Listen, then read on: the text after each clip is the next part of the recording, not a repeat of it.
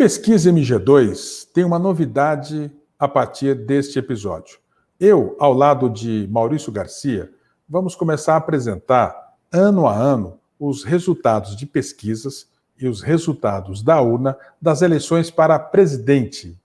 E aí, o que a gente espera encontrar, Maurício, nesse levantamento aí? Será que a gente vai ter surpresa? Os resultados estão batendo, não estão batendo? Qual a sua sensação?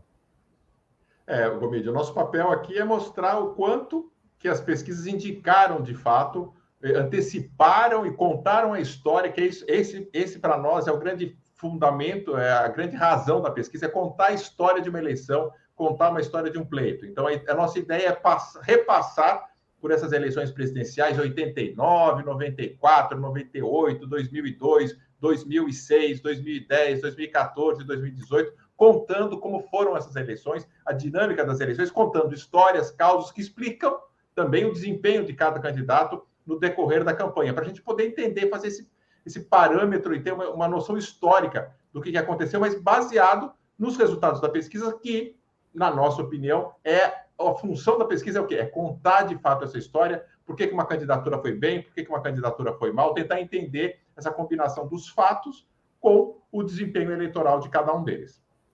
Muita história boa hoje.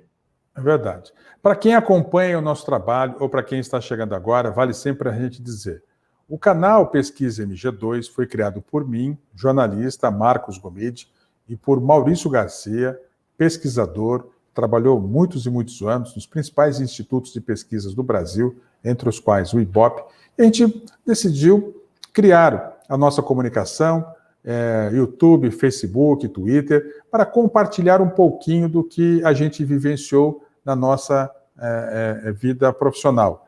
Hoje eu tenho uma agência, a 2Go Digital, voltada à criação e à estratégia da internet.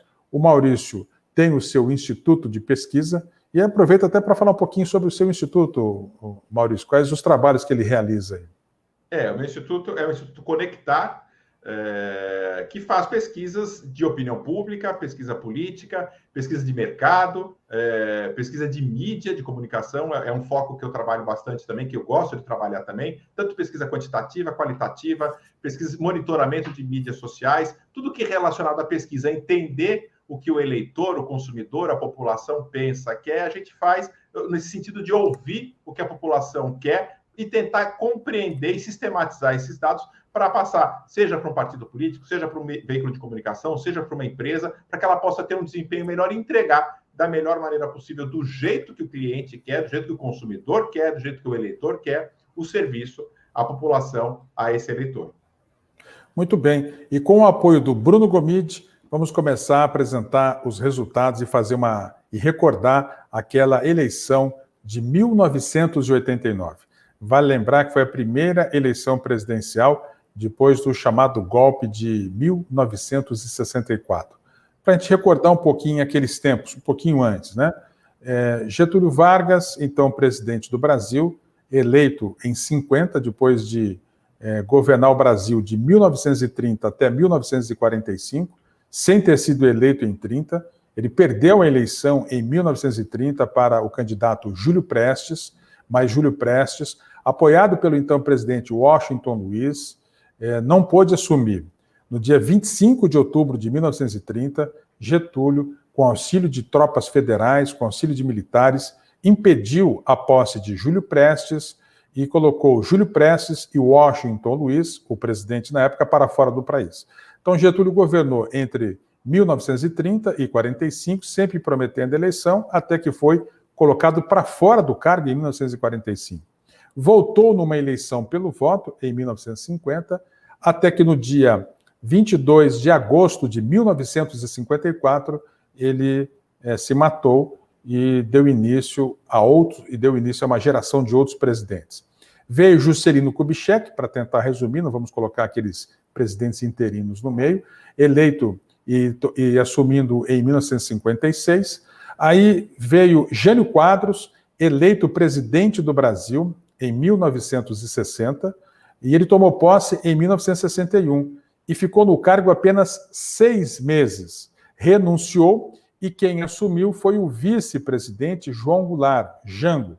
até que, no dia 1º de abril de 1964, João Goulart, foi impedido de continuar presidente do Brasil. A data foi 31 de março de 1964, e a partir dali chegaram os militares, presidentes oriundos do Exército, da Aeronáutica, da Marinha, se revezaram no comando do Brasil, entre 1964 até, finalmente, a eleição direta, que aconteceu naquele 1989. Então, o Brasil estava sedento do voto para presidente direto na urna. E veio aquela eleição. E naquela eleição participaram 22, é isso, Maurício? 22 candidatos. 22 candidatos a presidente. Então, vamos começar a mostrar um pouquinho quem eram aqueles candidatos em 1989. Um deles, Afonso Camargo Neto, era senador da República pelo Paraná, partido PTB, o vice Paiva Muniz, e ele tinha no horário eleitoral, considerando todas as faixas, cerca de 10 minutos. Lembra um pouco dele, Maurício? Afonso Camargo? Lembro muito bem. O PTB, a história do PTB, o PTB é um partido que foi criado por Getúlio Vargas, no período em que ele governou o país, era um partido trabalhista, então ligado a uma ala mais esquerda que o Getúlio Vargas tinha. Getúlio Vargas é atribuída a Getúlio Vargas a frase de que a população, o eleitor, toma com a direita, é como violino, né? Governar um país é como violino, você segura com a esquerda e toca com a direita. Então, ele sabia muito bem trabalhar esse tipo de coisa. Então, ele tinha o seu partido mais à direita, tinha uma postura mais à direita, mas também tinha essa veia à esquerda, e dentro dessa veia, ele criou o PTB. Mas o PTB, depois, com a redemocratização, ele não foi entregue àquelas pessoas mais à esquerda, àqueles candidatos, aqueles políticos ligados ao trabalhismo. E quem seria até naturalmente o herdeiro do PTB dentro da história, e sempre brigou muito por isso, era Leonel Brizola, que foi exilado e quando voltou ao país teve que criar um novo partido, uma nova legenda, um novo nome, que foi o PDT, que a gente vai falar daqui a pouco do PDT aqui, mas o PTB acabou ficando com um outro grupo político ligado à filha de Getúlio Vargas, a Ivete Vargas, que tinha uma cara não tanto à esquerda, não tão trabalhista, quanto se tinha anos anteriores. Então, o Afonso Camargo é um candidato que tinha uma linha um pouco mais conservadora, não era um trabalhista no sentido mais histórico, mas era um candidato que assumia e era representante do PTB, que era um partido que tinha uma história muito grande, representativa no país, porque tinha sido criado, enfim, por Getúlio Vargas. Aí temos outro candidato, Guilherme Afif Domingos. Ele é deputado federal por São Paulo na época, partido PL, o vice Aloysio Pimenta.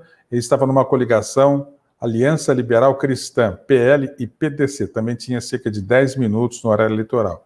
Ele foi presidente na época da Associação Comercial de São Paulo. Comercial, acho que é. O Afif Domingos era um paralelo com o de hoje, ele era muito parecido, claro, dentro desses estereótipos de personagens, ele era o Amoedo que nós tínhamos hoje. Era um candidato. Eu pensei mesmo, João Amoedo, né? Que essa coisa mais liberal, ele era do Partido Liberal. E falava disso e teve um desempenho acima do que se esperava. Ele tem uma articulação, ele fala muito bem, ele tem uma postura muito boa, tanto que está no mundo político até hoje, né? No próprio governo Bolsonaro, ele fez parte de uma secretaria no começo do governo Bolsonaro. Ele é alguém que também sabe viver politicamente muito bem, mas aqui ele nasce politicamente sendo de São Paulo, muito ligado, gostava de falar que ele tem origem libanesa e gostava de falar, ele dizia que ele não tinha curso superior, que a formação superior dele foi lá na rua 25 de Março, vendendo quase como um mascate, por conta dessa origem árabe dele. Ele aproveitou muito bem, e aproveita até hoje muito bem o carisma político que tem ligado a esse segmento mais comerciário, mais empresarial, principalmente de São Paulo, e tem uma cara de São Paulo muito forte. Eu vou, em alguns nomes, dar uma passada um pouco mais rápida, porque eles têm menos importância, né? Então, nós temos ainda Antônio dos Santos Pedreira, que é do PPP, né?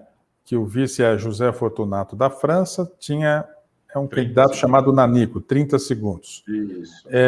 Tínhamos ainda Armando Correia, do PMB, o vice Armando Correia tem uma Agostinho história, Linhares. o Armando Correia tem uma história peculiar, porque é Armando Correia que depois vende sua candidatura para Silvio Santos, né? E acaba desistindo da sua candidatura e Silvio Santos, durante um período, acaba sendo candidato e aparece até no horário eleitoral gratuito como candidato, pedindo para que as pessoas votassem em Armando Correia como se fosse votar nele. Então tem essa história, essa peculiaridade com relação ao voto era impresso, literalmente, e então teve essa confusão no meio da campanha de 89 ainda. Certo. Voltando então um pouquinho, agora para o nome lá no começo, ok? Então, assim, Aureliano Chaves era o nome mais conhecido, que ele tinha Aureliano sido Chaves de foi, Minas e Energias, né? Aureliano Chaves foi ministro do Sarney, mas vale lembrar que Aureliano Chaves foi vice-presidente da República do último presidente militar do Brasil, João Batista de Oliveira Figueiredo. Ele era vice, então ele é alguém que era militar, tinha patente, foi vice-presidente da República, e nas eleições de 89 ele sai como candidato pelo PFL. Celso Brant, deputado federal por Minas Gerais. Só voltando para a chapa de Aureliano Chaves, o vice de Aureliano Chaves naquela eleição foi Cláudio Lembo, que foi governador de São Paulo há pouco tempo, né? O Cláudio Lembo foi vice de José Serra. Assumiu o governo. É um político extremamente habilidoso, tradicional de São Paulo, e Cláudio Lembo então nessa eleição ele foi candidato a vice de Aureliano Chaves nessa chapa do PFL. Sim, aí falamos de Celso Brant, deputado federal por Minas Gerais, né? Isso. Um partido Nanico, tinha pouco tempo, candidato Nanico. E temos aí o valoroso, o que marcou época, Enéas Carneiro, do Prona. Para quem não conhece, porque não é todo mundo que sabe, né? Enéas Carneiro, um médico, e ele tinha um tempo exíguo na televisão, o que dava tempo dele dizer assim, meu nome é Enéas. 15 segundos, né? Então ele dizia mais ou menos assim, eu vou resolver os problemas do Brasil, eu vou fazer um governo, meu nome é Enéas, e pronto. Não tinha mais o que falar. Ele era um médico nascido no Acre, que foi para o Rio de Janeiro, fez cursos como cirurgião, parece que era muito elogiado, tinha um conceito muito bom, de fato, como um profissional, e era uma pessoa extremamente exigente. Eu como fiz a comparação agora há pouco, de que o Afif seria o Amoedo de hoje, eu ouso dizer que o Enéas trazia um pouco dessa vitalidade à direita e de um discurso mais inflamado que o Bolsonaro acabou assumindo na campanha de 2018 no Brasil. Talvez ele pudesse ser assim, se assemelhar com Cabo Daciolo. Sim, porque também talvez. Tinha pelo tempo pequeno, caricato, mas enfim, né? Um tom caricato também, de um exagero, né?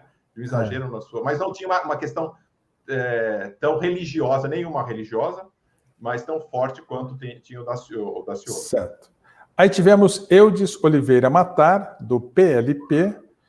Em seguida, esse também tinha poucos segundos. Em seguida, Fernando Collor de Mello, governador de Alagoas, o PRN, um recém-partido. E o vice Itamar Franco, né? Esse acabou sendo o presidente eleito naquele ano lá, né? Depois do impeachment de Fernando Collor. E aí uma história que também passa muito fortemente por pesquisas. A gente já conversou aqui na pesquisa MG2 com o João Francisco, do Instituto Vox Populi, e o Vox Populi era um instituto que dava orientação, e isso é sabido, é fato, notório, não é nenhum segredo. Eles trabalharam para a campanha de Fernando Collor e ajudaram e muito na construção dessa campanha vitoriosa de Fernando Collor em 1989. Eles fizeram muitas pesquisas quantitativas e muitas pesquisas qualitativas também para saber, de fato, o que o eleitor daquele momento queria, e esse discurso de caçador dos marajás, de privilégios, dos descamisados, todos esses termos, todas essas questões colocadas por Fernando Collor durante a campanha, que hoje todo mundo pode acessar, estão todas no YouTube, mas tudo isso, de fato, foi pensado, embasado e orientado com base em pesquisa feita pelo Vox Populi e que deram todo o norte para a campanha vitoriosa de Fernando Collor em 1989. Temos ainda o candidato Fernando Gabeira, jornalista do PV, Partido Verde. Hoje voltou para o seu trabalho. E tinha 30 segundos também era bem pouquinho. Fernando Gabeira pegou essa onda que tinha na Europa, do Partido Verde, há pouco tempo, na Alemanha, onde nasceu essa ideia de um Partido Verde, ele trouxe para o Brasil, que fazia todo sentido, e em 89 sai como candidato, com tempo pequeno, mas já marcando o seu espaço, delimitando o seu espaço. E Gabeira depois vai para o PT, e depois sai do PT também, brigado, e hoje acho que não está afiliado a partido algum, né? E aí vem Leonel Brizola, gaúcho, governador do Rio de Janeiro entre 1983 e 1987. Ele que era assim um afilhado histórico de Getúlio Vargas, né? Afilhado no sentido de ser um seguidor dos pensamentos de Getúlio Vargas pelo PDT. E o vice Fernando Lira, do PDT também, tinha 10 minutos. Fernando Lira é um pernambucano, daqui de Caruaru, e um democrata, uma pessoa muito ligada aos movimentos sociais da época, era vice de Leonel Brizola. E Leonel Brizola não precisa nem de apresentações, com todo histórico, naquele momento, como contei há pouco, saiu pelo PDT, que foi o partido que ele teve que criar, e até hoje o PDT traz essa linguagem, essa ideia, essa ideologia trabalhista por trás, né, que hoje está assumida pelo candidato a presidente, pré-candidato ainda, Ciro Gomes, que assumiu o partido, mas Leonel Brizola tinha sido já governador antes do golpe militar do Rio Grande do Sul, se exilou durante o período da ditadura militar, quando volta ao Brasil, volta ao Rio de Janeiro e lá faz sua base eleitoral. Então, de 83 a 87, ele foi governador do Rio de Janeiro. Em 89, sai como candidato à presidência do Brasil. Entre os 22 candidatos a presidente em 1989, também tinha Lívia Maria Pio, do PM, um partido também que tinha 30 segundos no horário eleitoral. E depois tínhamos ainda Luiz Inácio Lula da Silva, que na época, em algum momento, foi deputado federal por São Paulo, do PT, e o vice José Paulo Bisol, e formava uma frente ao lado de PT, PSB e PCdoB. Tinha 10 minutos no horário eleitoral. Lula tinha sido candidato, tinha sido deputado federal por São Paulo, foi candidato a governador em 1982 em São Paulo, perdeu, foi a primeira eleição que o PT disputa em 82, também foi a primeira eleição depois do período de redemocratização, perde em 82, em 86 ele foi deputado constituinte, participa da Constituição, da formação da Constituinte brasileira, e então tinha sido, a experiência de voto dele tinha sido essa, e em 89 ele sai candidato pelo PT à presidência da República, com Bisol, né, que era do PSB, PSB que já estava já era um partido mais ligado à esquerda, que também era um partido pré-golpe, pré-64, que depois volta também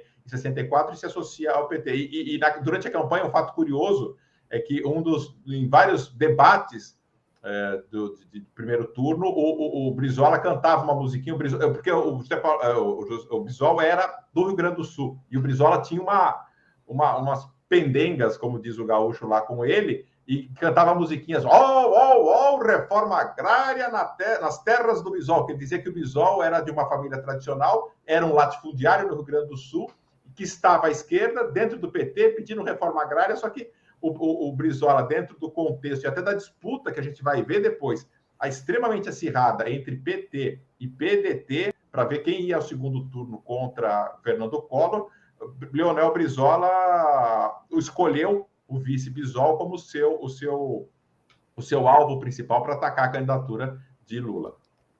Aí tínhamos ainda o Manuel de Oliveira Horta, do PCdoB? Não, PDCdoB. PDCdoB, Olha isso, hein? 30 segundos. Certo. E Mário Covas, senador por São Paulo, do PSDB. Sim, Mário Covas, que tinha sido prefeito de São Paulo, indicado ainda à época, porque ele foi indicado por Franco Montoro. Franco Montoro tinha sido um governador eleito de São Paulo, foi o primeiro governador eleito por São Paulo depois da ditadura militar, mas ainda a legislação dizia que o governador ainda tinha o poder de indicar o prefeito. Ele foi prefeito de São Paulo e acaba criando o PSDB, é o primeiro candidato a presidente pelo PSDB, né? E o PSDB, então, em 89, vem com seu candidato à presidência, que é justamente Mário Covas, que era senador, foi eleito em 86, senador por São Paulo, e Mário Covas tem como vice Almir Gabriel, Almir Gabriel. Foi depois eleito governador, acho que durante 2 ou 3 mandatos, foi governador do Pará. Isso. Aí temos aí, olha ele aí, Marronzinho, que foi um candidato do PSP. Hoje em dia, um candidato chamado Marronzinho seria politicamente incorreto, ele próprio se autodenomina Marronzinho, mas à época era normal esse tipo de apelido e saiu candidato a presidente com esse codinome. Muito bem, deixa eu pegar uma aguinha aqui. Paulo Contígio, do PP, foi candidato. Também de um candidato... Esse PP não é o PP que nós temos hoje. Dos tempos atuais. Não é o atual PP, que era o antigo PDS, que depois sim que virou PP, que era o partido do Maluf, então é um PP que não é esse PP que nós temos hoje. Claro. Que, aliás, na linha de baixo aqui, nós temos aqui, de fato, falei do Maluf, ele candidato pelo PDS, como disse, e está o vice, o Bonifácio Andrade, que é um deputado federal de Minas Gerais, mas aqui houve um erro de digitação. No fundo, ele também era do PDS. Tá certo. Então, Paulo Maluf, outro que dispensa candidato. Comentários, né? Tinha sido governador de São Paulo, indicado pelo governo militar, e foi candidato também, vale lembrar que ele foi candidato à presidência da República em 1986, nas eleições indiretas, né? 85. E perdeu no colégio militar... 85. 85. E perdeu no colégio eleitoral, para Tancredo Neves. Tancredo, muito bem. E aí, seguindo, Roberto Freire, deputado federal por Pernambuco, do PCB. Do PCdoB. O antigo Partidão, chamado de Partidão, assim como o Sérgio Arouca, também com um quadro bastante famoso e acho que atuante até hoje, do Rio de Janeiro, o Sérgio Arouca. Esse é o PCdoB ou o PCB? Sempre tem Não, dois, esse é o PCB. Esse é o PCB. O PCdoB é outro. Né? O PCdoB nessa eleição estava apoiando o Lula. É verdade. Ronaldo Caiado, hoje governador de Goiás, ele também foi candidato em 1989. E o vice Camilo Calazans. Esse Camilo é do sistema financeiro? Eu não lembro. Eu sei que ele era gaúcho. Então e era uma chapa que defendia, que tinha uma coisa muito forte com o pecuarista, que de fato, até hoje, de fato, Caiado e ele, na campanha eleitoral, o pouco tempo que ele tinha 5 minutos, era muito rápido, ele sempre aparecia em cima de um cavalo branco, né? E durante o período da campanha, um momento curioso, a campanha eleitoral dele mostrava uma vidente que dizia ter previsto a eleição de Juscelino Kubitschek, e diz que acertou, e também teve uma visão dizendo que Ronaldo Caiado, em 89, seria eleito presidente do Brasil. Só que se ela acertou com o Juscelino, ela errou com o Caiado, porque, de fato, ele não foi eleito em 89 presidente do Brasil. A lembrança que eu tenho de Ronaldo Caiado é que no dia 20 de outubro de 1989, eu, jornalista, repórter da TV Globo, estava cobrindo o dia a dia do candidato. Então, de manhã, fiz a reportagem para os telejornais da Globo e, à tarde, às 16h30, 31 anos atrás, nasceu meu primeiro filho, Bruno Gomide. Então, Ronaldo Caiado é associado a esta cobertura jornalística a isso. Valendo pela curiosidade. Ulisses Guimarães, deputado federal por São Paulo, do PMDB. E o vice, Valdir Pires. 88 foi a Constituição, Constituição do Brasil. Então, Ulisses Guimarães veio com aquela pompa de ser o senhor constituinte, o presidente do Congresso. Senhor Diretas. Senhor Diretas do momento antes. Era uma figura parlamentar do Brasil. E vale destaque aqui, o principal destaque aqui, é que ele tinha 22 minutos de tempo na campanha eleitoral. Era o maior tempo. Era um candidato que também...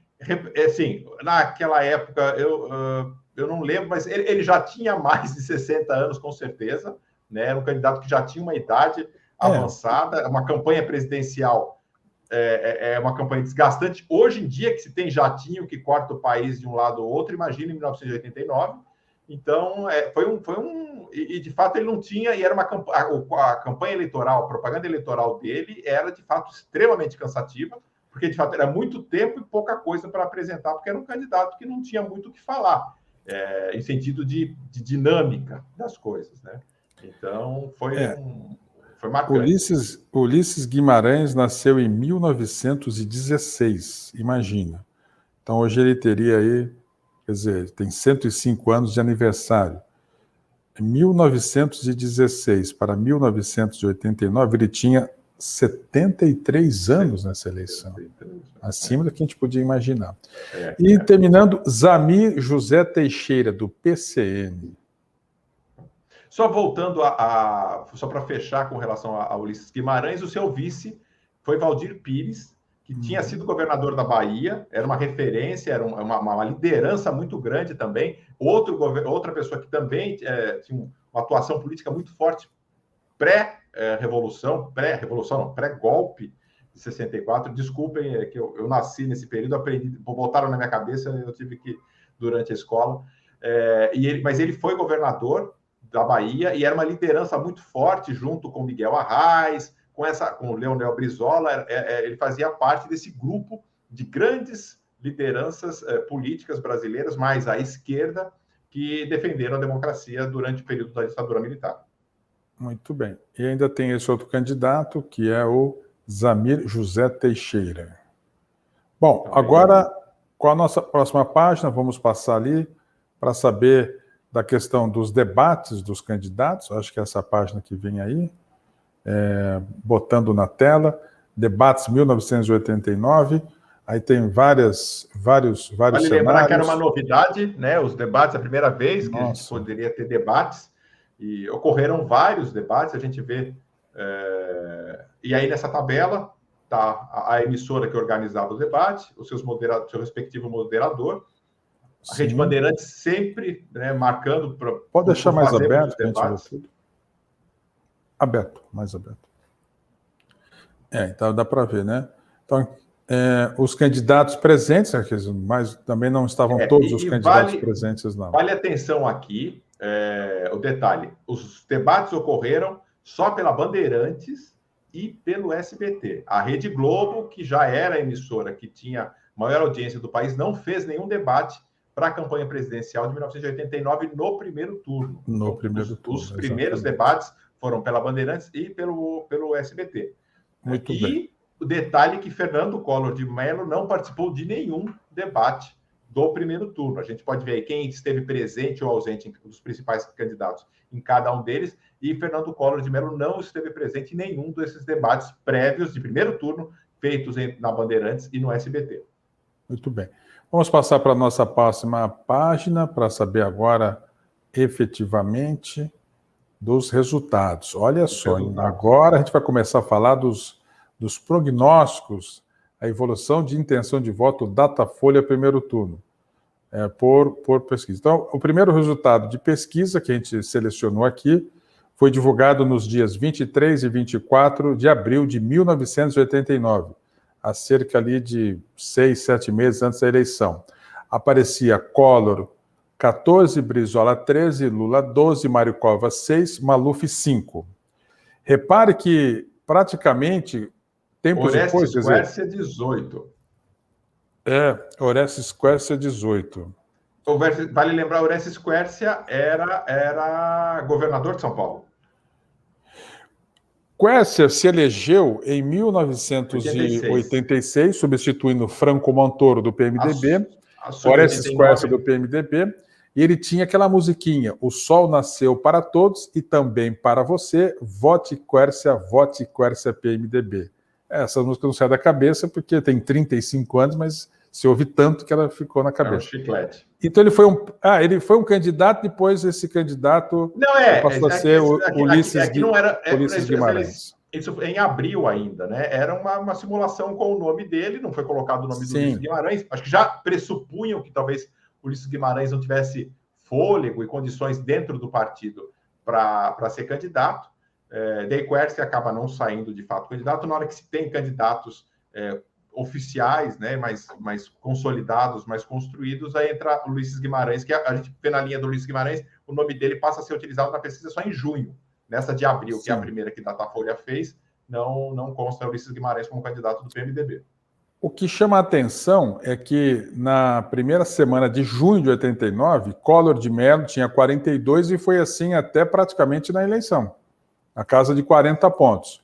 E os outros candidatos, né, caiu um pouquinho. Ele começa a cair, em setembro ele dá uma primeira queda, ele cai de 40 até, fiz essa ressalva, ele cai de 40 para 33, passa a estar num outro patamar, né? Daí 29 em outubro, 26, né? Essa tabela ela continua numa outra sequência, porque era uma quantidade muito grande de informações, e eu acabei cortando a tabela. Mas daí, de fato, há uma queda já no início de setembro, do patamar de voto, de intenção de voto que tinha Fernando Collor, mas sempre na liderança. E é uma distância sempre muito acentuada para os outros candidatos, né? Brizola, Lula, Mário Covas, que estavam sempre no outro patamar, né? Mas especialmente esses três: Brizola, Lula, Covas e Maluf. Vamos passar para a próxima página?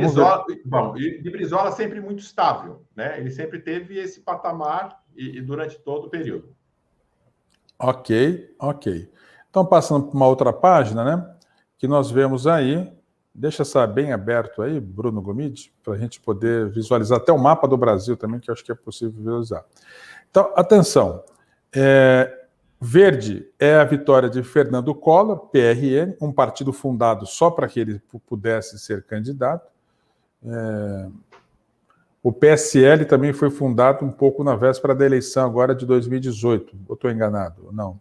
Não, ele já tinha. Ele já existia, né? Ele já tinha um tempo. É do Bivar, né? Luciano Bivar, Então, retiro, não foi fundado assim tão antes da eleição. Mas o PRN foi um partido que, de última hora, assim, que apareceu para abrigar a candidatura do Fernando Collor, né? Foi. E, no fundo, o Collor, ele era filiado, ele foi eleito governador de Alagoas pelo... eu não acho que foi pelo PMDB. Eu pensei que fosse... Porque naquela eleição... mas depois ele rompe e vai para um partido chamado PJ, que era Partido da Juventude, foi o primeiro partido que ele se filiou depois do PMDB, e depois trocou para o PRN. Coisas da política brasileira. Então vamos analisar esse cenário, que aí é bem próximo da eleição.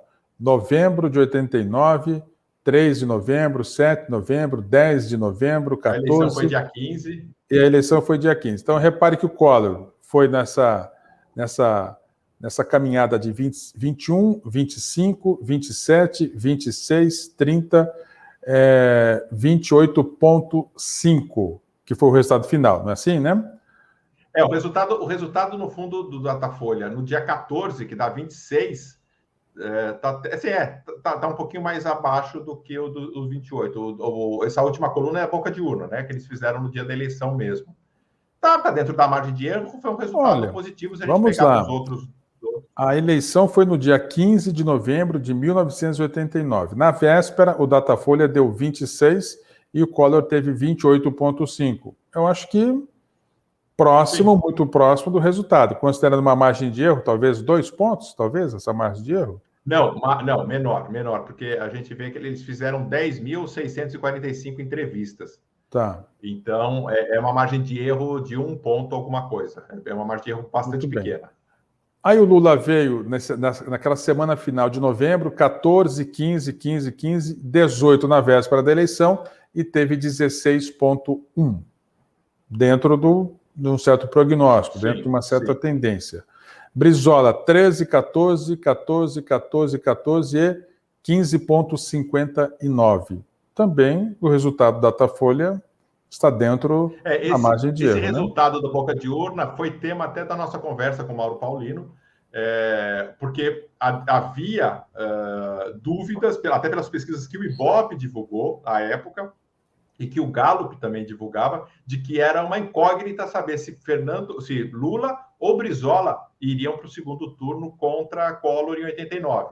E o Datafolha, graças a essa pesquisa, crava, e no dia 16 de novembro, dá a capa do jornal Folha de São Paulo, dizendo que seria, de fato, Lula e Fernando Collor no segundo turno, o que contradizia, assim, dentro daquela margem, daquele medo, daquela insegurança, daquela certeza dentro da própria margem de erro da pesquisa, mas eles bancaram, de fato, porque eles confiaram muito nesse número de 18 a 14, que veio à frente, 4 pontos à frente. Mauro Paulino conversa sobre isso, comenta sobre esse fato na entrevista que nós fizemos com eles e que está no YouTube, em todas as nossas redes sociais. Então, o resultado final acaba indo Lula para o segundo turno. E esse mapa mostra o vencedor neste primeiro turno em cada um dos estados. Então, a gente vê que Fernando Collor de Mello ganhou em todos os estados, exceto Rio de Janeiro, Santa Catarina e Rio Grande do Sul, além do Distrito Federal. Onde ganhou o Brizola. Onde ganhou o Brizola, que é a base do Brizola. Rio de Janeiro, Santa Catarina, Rio Grande do Sul. O Brizola que é gaúcho, então ele ganhou nesses 4. E Brasília, isso. E Brasília. Brasília foi o Lula, o vermelho? Brasília foi Lula. Brasília foi Lula. Certo. E só para recordar o seguinte, Lula teve 17,18% e Brizola 16,51%, para cravar ali. E Mário Covas 11,41%. Muito difícil, né? E são 22 candidatos e foi o que aconteceu. Bom, vamos passar para mais uma etapa, para mais uma folha, mais uma arte. Vamos ver o que vem. A cédula de votação do primeiro turno. É um assunto pela que está na pauta hoje, essa questão do voto de cédula, e fala-se de voto impresso. Eu acho que vale para os mais novos, para ter uma ideia do tamanho da cédula e como era. Isso era de papel, e as pessoas, nós fazíamos um X à frente do nome do candidato. E foi nessa ordem? Foi essa ordem. Essa é a cédula oficial utilizada. E qual o critério para ser essa ordem? Foi sorteio. Ah, sorteio. Quem aparece em cima sempre, de alguma maneira, pode ter algum tipo de vantagem, né? Sim, até você achar o nome no meio. E era essa cédula que no curto período em que Silvio Santos foi candidato a presidente, ele mostrava essa cédula e falava assim: vocês estão vendo aqui, está escrito Correia 26, aqui no fundo é Silvio Santos. Quem votar no Correia, vota no Silvio Santos. Para quem quiser, é muito curioso, é muito engraçado, infelizmente acaba sendo cômico, o que é de fato uma coisa séria, o Silvio Santos ensinando as pessoas a votarem nele, riscando o nome de outro nome. Coisas da política brasileira, da nossa história. Vamos então passar para a nossa próxima tela. Vamos ver o que temos. Agora é segundo turno. Evolução da intenção de voto, Datafolha, segundo turno. Já no dia... Porque, só recordar o seguinte, naquele 89, o primeiro turno era no dia 15 de novembro, que é a proclamação da República. Isso. 15 de novembro de 1889. O Brasil era dirigido pelo imperador Dom Pedro II, que ficou 49 anos como imperador, e, de repente, numa manhã de sexta-feira, foi o primeiro chamado golpe militar no Brasil. Os militares no Rio de Janeiro se reuniram. Dom Pedro II estava na sua residência oficial, Petrópolis, e aí disseram assim: Dom Pedro, está tendo uma rebelião de militares, querem derrubar você. Ele não acreditou. Ele só saiu de Petrópolis, foi para o Rio de Janeiro, no meio da tarde daquela sexta-feira, e só disseram assim para ele, os militares: você tem 48, 72 horas para deixar o Brasil. Não queremos mais este regime de monarquia no Brasil. E aí, tinha que sair na segunda-feira, mas alguém falou assim, olha, é melhor sair já. Então ele praticamente foi embarcado, junto com a esposa, filhos, praticamente no sábado ou domingo, menos de 48 horas, e foi para Portugal. Então, em comemoração a esse 15 de novembro, que era a proclamação da República, e o que, na verdade, a proclamação da República representa a queda da monarquia, um golpe militar, passaram o pé na Constituição brasileira, enfim, e aí foi-se proclamado o primeiro presidente do Brasil, Marechal Deodoro da Fonseca. Acho que é isso, né? Marechal Deodoro da Fonseca, que ficou praticamente 2 anos, e ali vários militares e outros acabaram governando o Brasil. Então, diferente de outros países, onde a gente teve uma revolta popular para tirar o governo, para fazer uma mudança, né? Aqui a gente teve um golpe militar. E enquanto isso, e é um clássico da literatura, principalmente da ciência política, da história, né? Os bestializados porque há registros na época que a população assistia tudo o que estava acontecendo bestializada no Rio de Janeiro, que não estava entendendo nada, absolutamente nada, a população, o povo completamente fora deste movimento político, do que estava acontecendo, ninguém sabia direito o que foi um golpe militar e que, de fato, ficou só entre as elites nacionais ali do Rio de Janeiro. Exatamente. Então, o Brasil passou da monarquia para a república a partir daquela data. Então, vamos aos resultados da eleição, segundo o Datafolha. Primeiro resultado, 22 de novembro, uma semana depois do primeiro turno, Collor, 48, Lula, 39, não sei, 7, branco nulo, 6. E aí foi seguindo, o Collor alternando, 48, 50, 49, 47. Na véspera da eleição do segundo turno, ele teve 47. E votos válidos, na boca de urna apontou 51, e ele, nos resultados oficiais, 53. Então, de novo, a pesquisa apontou um resultado próximo do que aconteceu na urna. E a gente percebe que a candidatura do Collor totalmente estável durante todo o período do segundo turno, né, o que mostra que quem já tinha escolhido votar nele manteve. Lula não, Lula teve um crescimento aí de pelo menos 5 pontos percentuais, ou talvez um pouco mais, até se a gente pegar o resultado final da eleição. Ele cresceu um pouco, mas óbvio, não o suficiente para fazer frente à candidatura de Fernando Collor.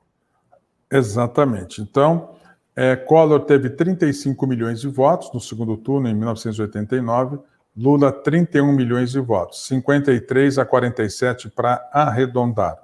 Naquele ano, o Brasil tinha 82 milhões de eleitores, hoje em torno de 150 milhões, como cresceu. O comparecimento foi de 85%, a abstenção 14%, quase 15%. Bom, pelo Datafolha... E o mapa mostra o resultado final, que Lula vence, né, no Rio Grande do Sul, no Rio de Janeiro, no Distrito Federal e em Pernambuco. Em todos os outros estados, a vitória é de Fernando Collor. Muito bem, muito bem. Então, temos uma próxima página. Ok, vamos passar para uma próxima página. Uma próxima tela, uma próxima arte. E aí, debates do segundo turno, que você mostrou. Teve debates, quem organizou foi a Manchete, no dia 13 de dezembro, depois foi a Bandeirantes. Os dois candidatos compareceram. E houve uma alternância dos mediadores, no caso aí. Porque eram chamados pools, né? Foi feito um pool das emissoras, passava em todas as emissoras, não sei se você lembra na cobertura disso. Então, fato um grande evento, e essa coisa da referência norte-americana dos debates. Aí sim, a Rede Globo entrou e passou os debates do segundo turno, os dois debates. Exatamente. E também nesse segundo turno, no debate, teve um episódio que ficou muito conhecido como a edição do debate do Jornal Nacional, que gerou muito conflito interno na própria Globo e que resultou, no início de 1990, na saída do então diretor-geral de jornalismo, Armando Nogueira, e da número 2 do jornalismo, Alice Maria. E quem assumiu nessa reformulação, decisão de Roberto Marinho, foi o então número 3 na escala, Alberico de Souza Cruz, que se tornou diretor de jornalismo da Rede Globo entre fevereiro de 1990 até agosto de 1995, quando então, naquele 95, assumiu Evandro Carlos de Andrade, vindo do jornal O Globo. Seguindo, mais alguma tela para a gente mostrar? Sim, sim. A gente tem só para dar rejeição. Uma olhada na rejeição naquele momento. A gente vê que a rejeição do Fernando Collor era a mais baixa, logo de início, e no decorrer da campanha também continuou. Ela foi subindo aos poucos, mas ainda estava num patamar baixo, né?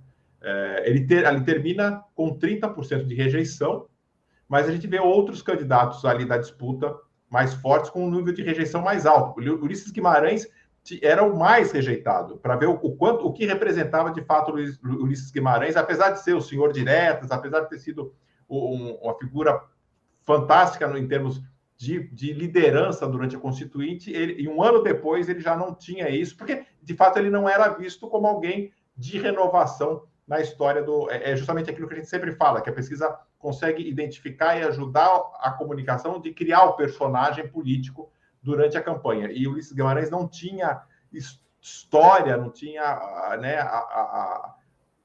o perfil, de fato, de um candidato para aquele momento do Brasil, da história do Brasil. Então, reparamos ali que em junho de 89, o Lula tinha 28% de rejeição, houve uma oscilação para baixo. 23, mas dentro da margem 25, de erro. Tanto Lula quanto o Brizola estáveis e no mesmo patamar de rejeição durante quase toda a campanha. O caso do Collor, que talvez ele foi o mais atacado na eleição, depois aumenta a rejeição. Qual candidato não tem rejeição? O que não é conhecido, e 2, alguém que nem vai ganhar, nem vai perder. Isso. Então a pessoa fala assim, eu posso votar, não tem problema, tal, né? Aquela situação. Mais alguma tela para a gente mostrar? Mais uma tela só para mostrar agora a cédula do segundo turno, para a gente poder ter uma noção de como era. Aí muito mais simples, muito mais fácil, né? Também por sorteio, o Lula voltou a ficar em primeiro, o Collor em segundo, o número do Collor 20, que era o número do PRN, essa era a cédula eleitoral. Muito interessante. E mais uma, para fechar. Esse dado é uma pesquisa que o Ibope fez. Interessante. Sobre... E daí encaixa, com base de tudo que a gente falou até aqui, da questão das pesquisas. O Ibope fez uma pesquisa depois da eleição presidencial de 89, perguntando o nível de interesse da população com as pesquisas. Se as pessoas tinham alto interesse pelas pesquisas, médio, baixo ou nenhum interesse por resultados de pesquisa.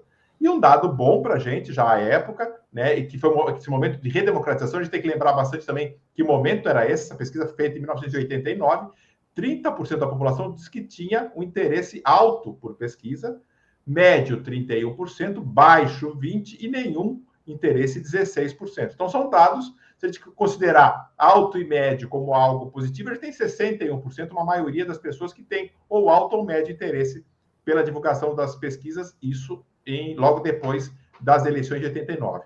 Credibilidade das pesquisas, que acredita totalmente, a gente vê aqui também que nunca foi uma unanimidade, 19% só que acreditavam totalmente nas pesquisas, mas 42% acreditavam parcialmente nelas.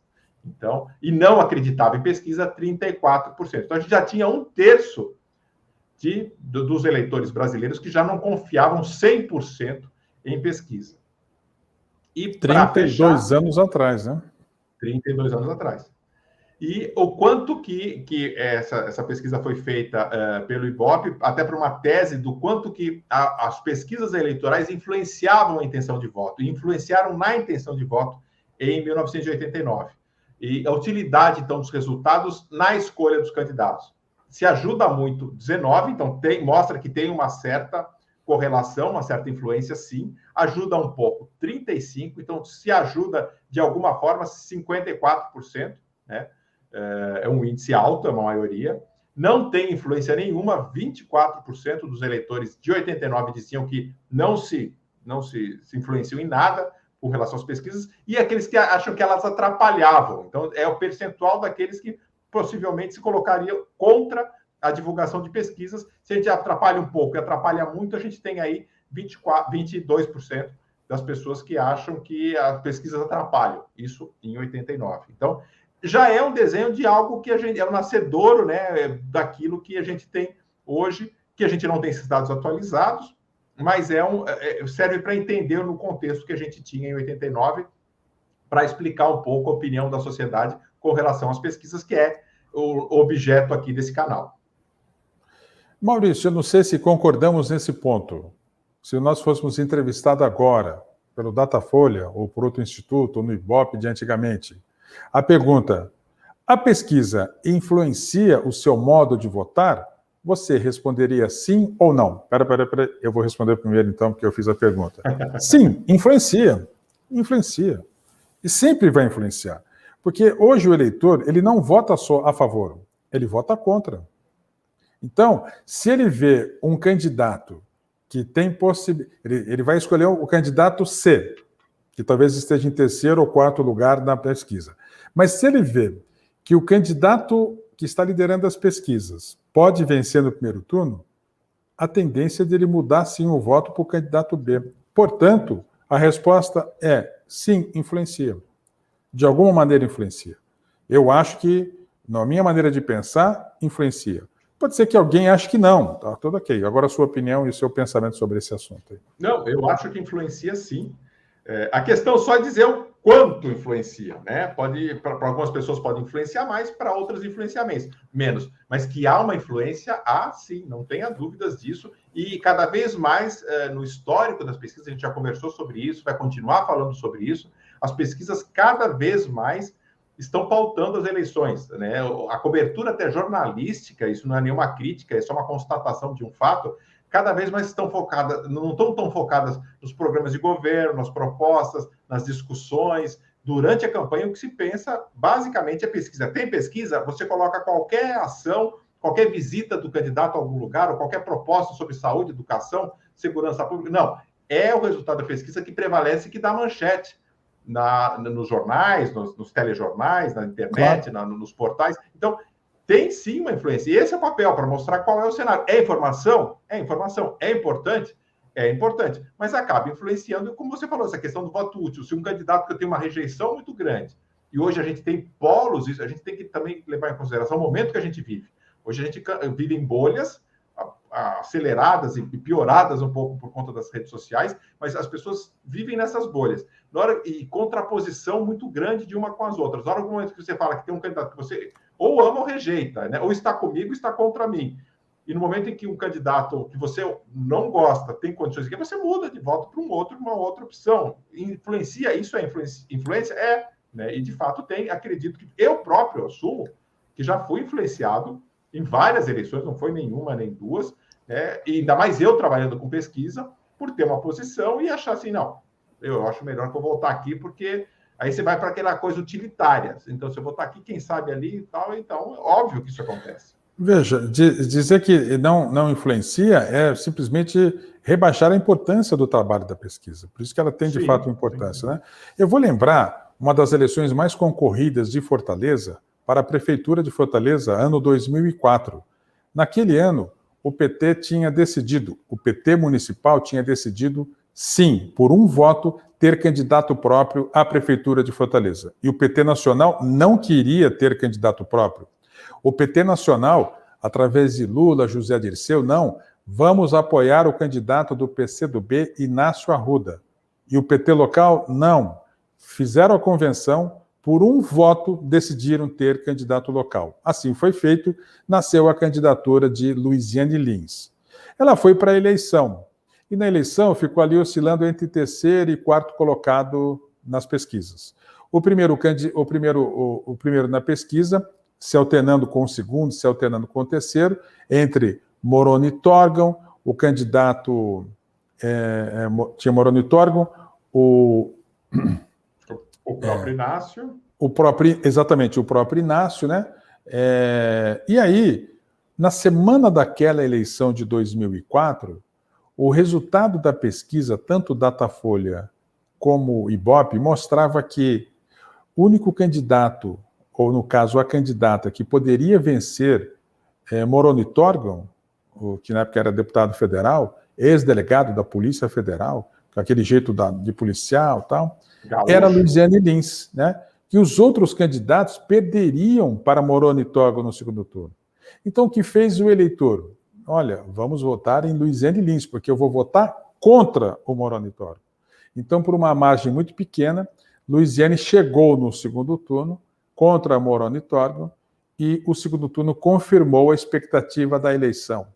Luiziane, na primeira pesquisa do segundo turno, já virou nos 56, 44 votos válidos e ganhou a eleição. Então, isso é um exemplo de que o eleitor, ao saber do resultado, ele vai votar conforme o desejo dele. E eu digo mais, isto é absolutamente legítimo para o eleitor. Eu respeito os que pensam diferente, do tipo, não, o eleitor tem que votar em quem ele acha que é o melhor, etc. Bom, o mundo real não mostra exatamente o que é isso. Ele tem o direito de saber porque ele vai poder mudar o seu voto, porque se ele está mudando o voto e mudando para um outro candidato, é que ele aceita votar naquele outro candidato. Então, acho que ter essa informação, de fato, é muito legítimo. E, de fato, às vezes, a pesquisa traz uma influência, digamos, ruim, quando ela aponta um candidato muito distante de vencer no segundo turno, e aí sai o resultado da urna, ficou um 52-48. E, às vezes, a pesquisa mostra 60-40. Isso é ruim, sim, porque isso desestimula o eleitor que vai votar no que tem 40, assim, meu candidato que tem 40 vai perder. Aí, aberta a urna eletrônica, você mostra um 52-48, quase que vence a eleição. Maurício?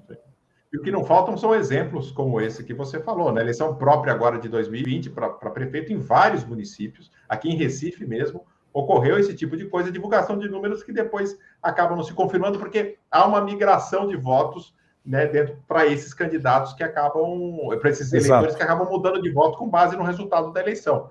Isso é fato, né? Não há como negar isso. Mas o argumento de pessoas que dizem que o resultado de pesquisa não influencia, geralmente vai por um caminho que diz assim, mas a cobertura da mídia também influencia. Sim, né? Mas a campanha em si de rua também influencia? Sim, né? Todos têm o seu nível de influência em determinados anos, determinadas localidades. Ora é uma questão que influencia mais, ora é outra, ou uma denúncia, por exemplo, um candidato que é pego, né, em alguma situação constrangedora ou com alguma acusação, óbvio, a mídia fazendo cobertura daquilo, ele vai perder a eleição, ele vai sofrer com aquilo. A mídia influenciou? Influenciou, mas influenciou no momento do seu papel de divulgar aquela denúncia, aquele fato. A pesquisa também. A mídia tem um papel de mostrar para a sociedade, e é isso que os institutos defendem, que o acesso à informação. Então, deve-se divulgar. Então, acaba influenciando, sim. Claro, uma série de coisas influencia, mas a pesquisa também, óbvio, influencia. Alguns podem falar que é menos do que não sei o quê. Aí é relativo, de ano para ano, de cidade para cidade, de estado, de tipo de eleição, mas que tem uma influência, tem, não há como negar, isso é um fato. A importância das pesquisas cresceu tanto que a própria TV Globo, num certo período, a começar de 2004, passou a considerar resultado de pesquisa para convidar candidatos a participar de debate e na cobertura da eleição. Então, recordo muito, por exemplo, na cidade de Fortaleza, em 2004, havia 10 candidatos a prefeito de Fortaleza. Então, se propôs aos candidatos que, iria ser feito um debate com a participação dos candidatos com representação na Câmara dos Deputados, e iriam participar, dos 10, 8 tinham representação. Então, iriam participar os 5 melhores colocados na pesquisa eleitoral, a ser divulgada 2, 3 dias antes da eleição. Houve uma reação de um ou de dois contrário a isso, mas a maioria aceitou esse acordo. Sim, tem que ter um acordo, porque, no fundo, a emissora de televisão é obrigada a ter a presença de todos. Se um não tivesse aceitado, não haveria um acordo. De fato, houve o acordo e 5 participaram, e houve uma compensação, digamos assim, da ausência do candidato, com ele sendo entrevistado num telejornal. Mas por que não colocar todos? É porque um debate com mais de 5 candidatos, ele realmente perde um pouquinho do seu foco. E, jornalisticamente, do ponto de vista editorial, é relevante que o eleitor queira saber os candidatos mais bem pontuados na pesquisa. Mas isso não é democrático, isso não é bom. Olha, você precisa também pensar no conteúdo do que está sendo apresentado. Porque, respeitosamente, às vezes você tem um candidato que tem 0, ou 1 ou 2%, ele não pode ter, a meu ver, o mesmo espaço de um candidato que tem 25, 30. Mas por que você acha isso? Então, vou dizer, pense na distribuição do horário eleitoral. O candidato que faz parte de uma coligação maior tem mais tempo no horário eleitoral. Então, esse é um princípio já da distribuição do tempo dos partidos e das coligações. Então, você não vai dar para aquele candidato que só tem um partido, que não elegeu nenhum deputado federal, não tem bancada na Assembleia Legislativa, um tempo igual de um que tem 30 pontos. Sinceramente, eu não vejo nenhuma lógica nisso. Não faz sentido. Mas tem que ser tudo igual. Enfim, essa é uma eterna discussão. Eu acho que você precisa dar o tempo equivalente à importância dos candidatos na disputa eleitoral. Porque o eleitor, manifestado através das pesquisas, já aponta tendência e prognóstico. Mas essa é uma longa discussão. e talvez seja melhor que o nosso encontro. Para debate também, eles estão cada vez, pelo menos aí é uma opinião minha também, cada vez mais enfadonhos, né? Cada vez mais chatos. De fato, não tem...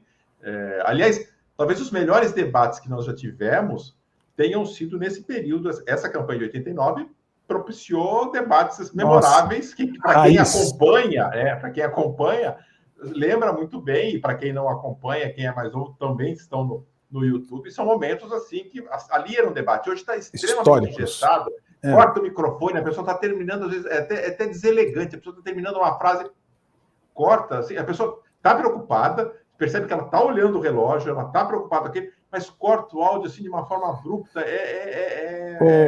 e está muito engessado, está muito chato. Maurício, eu simpatizo muito com o modelo adotado na disputa da presidência da França, que é uma,